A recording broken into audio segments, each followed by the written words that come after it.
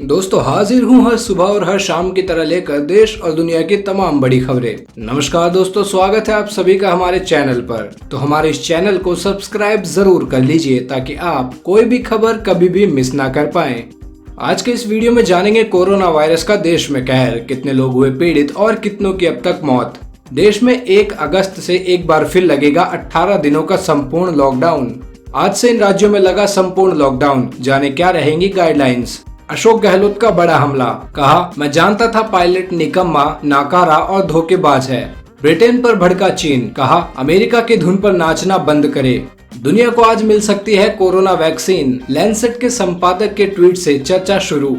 Delhi UP में भारी बारिश की संभावना, इन 6 राज्यों में मौसम विभाग का अलर्ट। डीजल के दाम में फिर आया उछाल, जानिए अपने शहर में तेल का क्या है भाव। मोदी सरकार ने लागू किया नया कानून, नकली माल बेचने वाले दुकानदार को हो सकती है आजीवन कारावास। केवल 12 रुपए में मिलेगा 2 लाख का बीमा, आप भी उठाएं लाभ। EESL 10 रुपए में देगा 3 से 4 LED बल्ब, जाने आप कैसे ले सकते हैं फायदा। दोस्तों चलिए जानते हैं अब खबरें विस्तार से, लेकिन उससे पहले अगर वीडियो पसंद आ रही हो तो एक लाइक जरूर कर दें। भारत में कोरोना वायरस का कहर जारी है। देश में कंफर्म केसों का आंकड़ा 11,18,107 के पार पहुंच गया है, जबकि 27,503 से ज्यादा लोगों की जान जा चुकी है। वहीं 7,03,99 लोग ठीक हो चुके हैं। इसी के साथ दुनिया भर में इस वायरस से 6,08,987 से ज्यादा लोगों ने अपनी जान गंवा दी है। वहीं 1,46,46,900 से ज्यादा कंफर्म केस आ चुके हैं। हो सकता है जब आप ये वीडियो देख रहे हो तो यह आंकड़ा कुछ और बढ़ गया हो। देश में एक बार फिर लॉकडाउन लागू करने की अटकलें लगातार सामने आ रही हैं। हालांकि अब तक केंद्र सरकार की ओर से इस पर कोई प्रतिक्रिया नहीं दिखी है। लगातार बढ़ते केस की वजह से लोग लगातार मांग कर रहे हैं कि देश में फिर से टोटल लॉकडाउन लगा दिया जाए। कुछ मीडिया रिपोर्ट से ऐसी खबरें भी आ रही हैं कि देश में 1 अगस्त से एक बार फिर 18 दिनों का संपूर्ण लॉकडाउन होने जा रहा है। बढ़ते संक्रमण को देखते हुए टुकड़ों टुकड़ों में लॉकडाउन लगाया जा रहा है, लेकिन अब इसे कई जगहों पर बढ़ाया जा चुका है और सख्ती भी काफी दिखाई जा रही है। उत्तर प्रदेश की राजधानी लखनऊ में भी कोरोना के मामले तेजी से बढ़े हैं। इसे देखते हुए लखनऊ के कई इलाकों में फिर से लॉकडाउन लागू कर दिया है। राजधानी के तहत आने वाले 4 थाना क्षेत्रों गाजीपुर, इंदिरा नगर, आशियाना और सरोजनी नगर थाना क्षेत्रों में लॉकडाउन लागू किया गया। यही नहीं बल्कि लखनऊ में वायरस के बढ़ते प्रकोप के चलते हाईकोर्ट की लखनऊ बेंच को भी बंद रखने का ऐलान किया गया है। वहीं मध्य प्रदेश की राजधानी भोपाल, दमोह, इंदौर, शहडोल, जबलपुर और सभी कोरोना प्रभावित जिलों में रविवार को टोटल लॉकडाउन रहा। इस दौरान केवल इमरजेंसी सेवाएं ही उपलब्ध रहीं। दुकानें और सभी प्राइवेट ऑफिस बंद थे। बिना कोई इमरजेंसी के बेवजह घर से बाहर निकलने पर पाबंदी है। टोटल लॉकडाउन के दौरान दवाइयों की दुकानें, दूध की दुकानें, गैस एजेंसी और पेट्रोल पंप खोलने की अनुमति मिली। राजस्थान के मुख्यमंत्री अशोक गहलोत ने एक बार फिर सचिन पायलट पर तीखा हमला किया है। सोमवार को अशोक गहलोत ने कहा कि सचिन पायलट ने कांग्रेस की पीठ में छुरा घोंपने का काम किया है। उन्हें काफी कम उम्र में बहुत कुछ मिल गया था। सीएम ने कहा कि उन्हें पता था कि सचिन पायलट नाकारा थे। सोमवार को अशोक गहलोत ने कहा कि हमने कभी सचिन पायलट पर सवाल नहीं किया। 7 साल के अंदर एक राजस्थान ही ऐसा राज्य है जहां प्रदेश कांग्रेस अध्यक्ष को बदलने की मांग नहीं की गई। हम जानते थे कि वो निकम्मे थे, नाकारा थे, लेकिन मैं यहाँ बैंगन बेचने नहीं आया हूँ, मुख्यमंत्री बनकर आया हूँ। हम नहीं चाहते थे कि उसके खिलाफ कोई कुछ बोले। सभी ने उनको सम्मान दिया है। मोदी सरकार ने आज एक नया कानून लागू कर दिया। ग्राहकों के साथ आए दिन होने वाली धोखाधड़ी को रोकने के लिए मोदी सरकार ने उपभोक्ता संरक्षण का नया कानून आज से लागू करने का फैसला किया। उपभोक्ता संरक्षण कानून अधिनियम 2019 को 20 जुलाई से लागू करने के लिए अधिसूचना जारी कर दी गई। नए कानून ने उपभोक्ता संरक्षण कानून 1986 की जगह ली है। इस नए कानून के लागू होते ही ग्राहकों के हितों की रक्षा के लिए कई नए नियम लागू हो गए हैं जो पुराने एक्ट में नहीं थे। कानपुर के कुख्यात गैंगस्टर विकास दुबे और उसके साथियों की पुलिस मुठभेड़ में मारे जाने की अदालत की निगरानी में जांच की मांग को लेकर दाखिल जनहित याचिका पर सोमवार को उच्चतम न्यायालय में सुनवाई हुई। सुनवाई के दौरान मुख्य न्यायाधीश S.A. बोबडे ने हैदराबाद मुठभेड़ और विकास दुबे मुठभेड़ में अंतर बताया। उन्होंने कहा कि ये केवल एक मुठभेड़ का मामला नहीं है, बल्कि ये पूरी प्रणाली पर सवालिया निशान है। CJI बोबडे ने कहा कि हैदराबाद मुठभेड़ में मारे गए आरोपी और विकास दुबे मुठभेड़ में एक बड़ा अंतर है। वो एक महिला के साथ सामूहिक दुष्कर्म और हत्या के आरोपी थे। उनके पास हथियार नहीं थे। वहीं विकास दुबे पुलिस वालों के सहयोगी पुलिस कर्मियों का हत्यारा था। चीन के साथ सीमा विवाद को लेकर कांग्रेस नेता राहुल गांधी लगातार केंद्र सरकार पर हमला बोल रहे हैं। उन्होंने सोमवार को एक वीडियो ट्वीट कर सरकार को निशाने पर लिया। वहीं भाजपा के राष्ट्रपति अध्यक्ष JP नड्डा ने राहुल के इस प्रयास की तुलना कांग्रेस द्वारा उन्हें फिर से लॉन्च करने से कर दी है। भाजपा के राष्ट्रीय अध्यक्ष ने कहा, सालों से एक राजवंश प्रधानमंत्री नरेंद्र मोदी को बर्बाद करने की कोशिश में है, लेकिन उनके लिए दुख की बात ये है कि PM मोदी का 130 करोड़ भारतीयों के साथ जुड़ाव गहरा है। वो उनके लिए जीते और काम करते हैं। जो लोग उन्हें बर्बाद करना चाहते हैं वो केवल अपनी ही पार्टी को बर्बाद कर देंगे। कोरोना वैक्सीन से जुड़ी बड़ी खबर दिल्ली एम्स से है। दिल्ली एम्स में आज से कोरोना वैक्सीन का ह्यूमन ट्रायल होना शुरू हो गया है। 100 लोगों पर कोरोना वैक्सीन का ट्रायल किया जाएगा। ये देश में अब तक का सबसे बड़ा मानवीय परीक्षण होगा। स्वदेशी कोरोना वैक्सीन पर सबसे अच्छी खबर जल्द मिलने वाली है, क्योंकि देश में 12 संस्थानों में इस वैक्सीन पर मानव परीक्षण का काम शुरू हो गया है। स्वदेशी कोरोना वायरस पर सबसे बड़ा परीक्षण दिल्ली के अखिल भारतीय आयुर्विज्ञान संस्था में आज शुरू होगा। ये परीक्षण कुल 375 लोगों पर होना है। इसमें 100 वॉलंटियर पर परीक्षण होगा। बिहार इन दिनों दोहरी मार झेल रहा है। एक तरफ कोरोना संक्रमण के मामले तेजी से बढ़ते जा रहे हैं, तो दूसरी तरफ बाढ़ ने नीतीश सरकार पर मुश्किलें बढ़ा दी हैं। राज्य के करीब 8 जिले बाढ़ की चपेट में हैं। इसी के साथ बिहार में बाढ़ का कहर जारी है। राज्य के करीब 8 जिले बाढ़ की चपेट में हैं। इन जिलों में लोगों को जल भराव की समस्या का सामना करना पड़ रहा है। वहीं पिछले 24 घंटे से हो रही बारिश के बाद गंडक नदी पूरे उफान पर है और इसकी वजह से मुजफ्फरपुर शहर के कई इलाकों में बाढ़ का पानी घुस चुका है।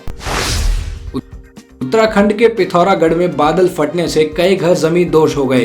पहाड़ से अचानक आए मलबे में कई घर दब गए। साथ ही पानी के बहाव में कई लोगों के बहने की भी खबरें हैं। जानकारी के मुताबिक यहां 3 लोगों की मौत हो चुकी है और 9 लोग लापता हैं। मौसम विभाग की माने तो यहां अगले 2 दिनों तक भारी बारिश परेशानी का सबब बन सकती है।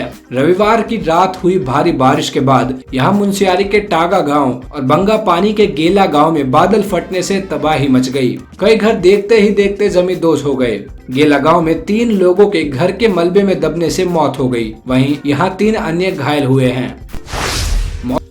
मौसम विभाग ने उत्तर प्रदेश के कई जिलों में बारिश की चेतावनी दी है। राज्य मौसम विज्ञान केंद्र के अनुसार आज यानी मंगलवार को पूर्वांचल और पश्चिमी उत्तर प्रदेश के कुछ जिलों में तेज बारिश हो सकती है। वहीं हरियाणा के जिंद, झज्जर, रोहतक, पानीपत, भिवानी और गुरुग्राम में बारिश के आसार हैं। दिल्ली में आज यानी 21 जुलाई को भी बारिश की संभावना है। मौसम पूर्वानुमान के मुताबिक राजधानी दिल्ली में आज भी दिन भर बादल छाए रहेंगे। वहीं शाम के समय बारिश होने की संभावना है। मौसम विभाग ने बताया कि जम्मू कश्मीर, लद्दाख, हिमाचल प्रदेश, उत्तराखंड, पंजाब, हरियाणा, चंडीगढ़, दिल्ली और उत्तर प्रदेश में अगले 3 दिनों में अच्छी बारिश के आसार हैं। विभाग ने बताया कि असम और मेघालय में अगले 3 दिनों में, इसी के साथ बिहार में अगले 24 घंटे में भारी बारिश हो सकती है। पेट्रोल डीजल की कीमत में आज तेल कंपनियों ने पेट्रोल के दाम को तो नहीं छुआ, लेकिन डीजल के दाम जरूर बढ़ा दिए। पेट्रोल की बात करें तो इसमें पिछले 20 दिनों से बढ़ोतरी नहीं हुई है, लेकिन डीजल के दाम लगातार बढ़ते जा रहे हैं। IOCL की वेबसाइट से मिली जानकारी के अनुसार दिल्ली, कोलकाता, मुंबई और चेन्नई में 1 लीटर पेट्रोल की कीमत क्रमशः 80.43, 82.10, 87.19 और 83.63 रुपए प्रति लीटर है। डीजल की बात करें तो इन महानगरों में इसका दाम क्रमशः 81.64, 76.77, 79.83 और 78.60 रुपए है। ब्रिटेन और चीन के बीच तनाव बढ़ता जा रहा है। ब्रिटेन के विदेश मंत्री ने रविवार को संकेत दिए हैं कि ब्रिटेन हांगकांग के साथ प्रत्यर्पण संधि को खत्म कर सकता है। ब्रिटेन हांगकांग में चीन के नए राष्ट्रीय सुरक्षा कानून लाने का विरोध कर रहा है। ब्रिटेन का कहना है कि राष्ट्रीय सुरक्षा कानून के जरिए चीन हांगकांग की स्वायत्तता खत्म करना चाहता है। ब्रिटेन और चीन दोनों एक दूसरे के खिलाफ लगातार बयान जारी कर रहे हैं। तो वहीं चीनी राजदूत ने ये कहा है कि ब्रिटेन को अमेरिका के इशारों पर नहीं चलना चाहिए। संयुक्त अरब अमीरात का पहला मार्स मिशन होप प्रोब आज जापान के तनेगाशिमा स्पेस सेंटर से अंतरिक्ष के लिए उड़ान भर ली है। यूएई की स्पेस एजेंसी का कहना है कि होप प्रोब सही तरीके से कार्य कर रही है और लॉन्चिंग के बाद से ही संकेत भेज रही है। वहीं संयुक्त राष्ट्र ने यूएई के इस मिशन की तारीफ करते हुए कहा कि यूएई का मार्स मिशन पूरी दुनिया के लिए एक योगदान है। संयुक्त राष्ट्र के अंतरिक्ष मामलों के कार्यालय की निदेशक सिमोनिटा डी पिपो ने कहा कि यूएई हमेशा भविष्य के लिए तत्पर है। यह हमारा अद्भुत साथी है। अमेरिका में कोरोना वायरस का कहर थमने का नाम नहीं ले रहा। मौत के मामले घटने की बजाय दिनों दिन बढ़ते ही जा रहे हैं। अमेरिका में कोरोना से मौत का रिकॉर्ड बनता जा रहा है। शनिवार को अमेरिका में इस बीमारी से मौतों का आंकड़ा 1,40,000 पर पहुंच गया। भयावह स्थिति तो ये है कि कुल 50 में से 42 राज्यों में कोरोना का संक्रमण पैर पसार चुका है। समाचार एजेंसी रॉयटर्स की रिपोर्ट में ये बात सामने आई है। राष्ट्रपति ट्रंप जून महीने से दावा करते आ रहे हैं कि कोरोना का प्रसार धीरे धीरे थम रहा है, लेकिन देखा ये जा रहा है कि कई जगहों पर नए मामले आने शुरू हो गए हैं और संक्रमण तेजी से बढ़ रहा है। चिकित्सा क्षेत्र की दुनिया की सबसे प्रभावशाली पत्रिका द लैंसेट के संपादक रिचर्ड हॉल्टन का एक ट्वीट लोगों के बीच चर्चा का जबरदस्त विषय बन गया है। दरअसल रविवार को रिचर्ड ने ट्वीट किया कि कल कोविड-19 के लिए बनाई जा रही वैक्सीन के नतीजों की घोषणा की जाएगी। इसके बाद से पूरी दुनिया की नजर इस पर टिकी हुई है। हॉल्टन ने ट्वीट किया, कल वैक्सीन, बस कह रहा हूँ। इस ट्वीट की सोशल मीडिया से लेकर दुनिया भर के देशों में चर्चा हो रही है। अगर वैक्सीन के परिणाम घोषित किए जाते हैं और ये सफल रहते हैं तो ये किसी क्रांति से कम नहीं होगा। गूगल और अल्फाबेट के सीईओ सुंदर पिचोई ने दावा किया है कि गूगल ने काफी पहले से ही ऐसी तकनीक के साथ प्रयोग करने शुरू कर दिए थे जो भूकंप और सुनामी की आहट पहले से ही भांप लेती है। कंपनी इसके लिए समुद्र के अंदर फाइबर केबल्स का इस्तेमाल करेगी। ये केबल सुनामी और भूकंप के आने से पहले ही उन्हें पहचान सकते हैं और एक वार्निंग सिस्टम के तौर पर इस्तेमाल में लाई जा सकती है। ये ऑप्टिकल फाइबर केबल्स 100 किलोमीटर तक के क्षेत्र में कोई भी हलचल को भांपने के लिए इस्तेमाल की जाती है। गूगल ने एक ऐसी तकनीक विकसित की है जो एक बड़े इलाके को कवर कर सकती है। आज भारत के वायदा बाजार में सोना और चांदी सस्ता दिखाई दे रहा है। पहले बात सोने के दाम की करें तो मौजूदा समय में सोने की कीमत शुक्रवार को 0.05% की हानि के साथ 48,750 रुपए प्रति 10 ग्राम पर रह गया। मल्टी कमोडिटी एक्सचेंज में अगस्त महीने में डिलीवरी सोना अनुबंध की कीमत 23 रुपए यानी 0.05% की गिरावट के साथ 48,750 रुपए प्रति 10 ग्राम रह गई। जबकि आज चांदी 52,819 रुपए प्रति किलोग्राम पर खुली थी। वहीं शुक्रवार को चांदी 52,899 रुपए प्रति किलोग्राम पर बंद हुई थी। मोदी सरकार ने ग्रामीण उजाला नाम से एक योजना की शुरुआत की है। इसके तहत गांवों में बिजली बचाने की कोशिश की जाएगी। देश में सार्वजनिक क्षेत्र की energy efficiency services limited EESL ऊर्जा दक्षता के क्षेत्र में काफी समय से काम कर रही है, इसलिए इस योजना की जिम्मेदारी भी EESL को दी गई है। इसके तहत गाँव में प्रति परिवार को 10 रुपए में 3 से 4 LED बल्ब दिए जाएंगे। इससे करीब 15 करोड़ ग्रामीण परिवारों को लाभ होगा। EESL की इस योजना में लगभग 50 करोड़ LED बल्ब बांटे जाएंगे। इससे 12,000 मेगावाट बिजली की बचत का अनुमान है।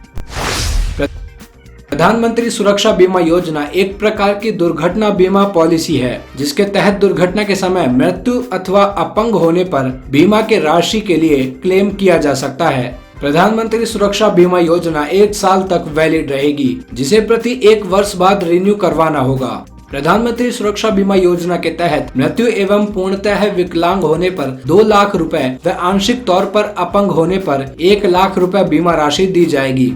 प्रधानमंत्री सुरक्षा बीमा योजना से 18 से 70 वर्ष के व्यक्ति जुड़ सकते हैं। प्रधानमंत्री सुरक्षा बीमा योजना से जुड़ने के लिए आधार कार्ड का होना जरूरी है। तो दोस्तों ये थी आज की कुछ खास खबरें और इसी तरीके से आपके लिए हर सुबह 6 बजे और शाम 7 बजे ये खबरें हम यूं ही लेकर आते रहेंगे। तो इन सारी खबरों के साथ आपको किस खबर के बारे में क्या है कहना, क्या है आपकी राय, प्लीज हमसे शेयर करें। साथ ही आपने अगर इस वीडियो को पूरा देखा है तो प्लीज अपना नाम हमें कमेंट सेक्शन में लिखकर जरूर बताएं, ताकि हमें ये पता चल सके कि आपने इस वीडियो को पूरा देखा है। आपको खबरें अच्छी लग रही हैं, आप इन्हें पसंद कर रहे हैं, तो प्लीज कमेंट बॉक्स में लिखकर जरूर बताएं। फिर मिलते हैं कल, तब तक के लिए धन्यवाद।